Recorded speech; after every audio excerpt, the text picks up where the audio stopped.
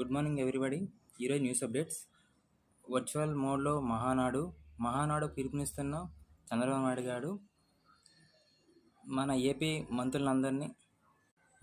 మంత్రులందరినీ తన క్యాన్వాయ్ వాహనాన్ని విడిచిపెట్టి సైకిల్పై రమ్మని చంద్రబాబు నాయుడు మహానాడుకి ఆహ్వానిస్తున్నారు. సో మన ఏపీ మంత్రులందరూ సైకిల్పై మహానాడుకి రావాల్సిందిగా క్యాన్వాయ్లను తగ్గించే పొదుపు చర్యల్లో భాగంగా ఈ సైకిల్పై రావాలని చంద్రబాబు నాయుడు గారు ఆశిస్తున్నారు.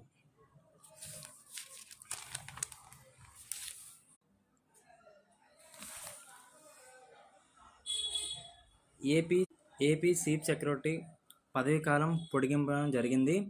తన పదవీ కాలం ఈ నెల 31తో ముగియనున్న సందర్భంలో చంద్రబాబు నాయుడు గారు తన పదవీ కాలాన్ని మరో 6 నెలలుగా పొడిగించారు. పొడిగింపుతో ఆయన పదవీ కాలం నవంబర్ 30 వరకు ఏపీ ప్రభుత్వ ప్రధాన కార్యదర్శిగా తన విధులను కొనసాగించన్నారు. 1991 బ్యాచ్ చెందిన సీనియర్ ఐఏఎస్ అధికారి రాష్ట్ర ప్రభుత్వ నిర్ణయాన్ని బలపరుస్తూ రాష్ట్రంలో ప్రస్తుత పరిపాలనా పరిస్థితులను, కీలక ప్రాజెక్టులను కొనసాగిస్తూ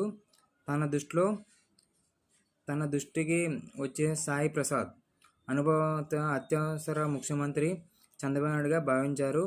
బడ్జెట్ రూపకల్పన, అమరావతిలోని కీలక భూముల యొక్క పాత్రలను ఆయన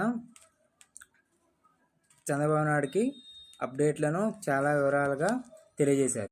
టీటీడీ శ్రీవాణిలో 48 కోట్ల దోపిడీ.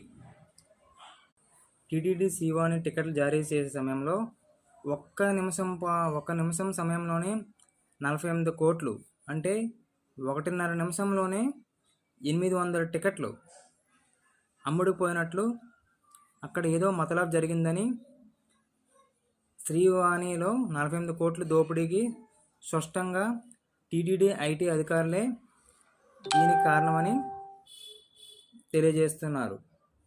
ఈ దోపిడీలో దాదాపుగా 30 లక్షలు తినేసే ఉంటారని దర్యాప్తు జరుగుతుంది. Breaking news. పెట్రోల్ డీజిల్పై 3 రూపాయల చొప్పున పెరిగి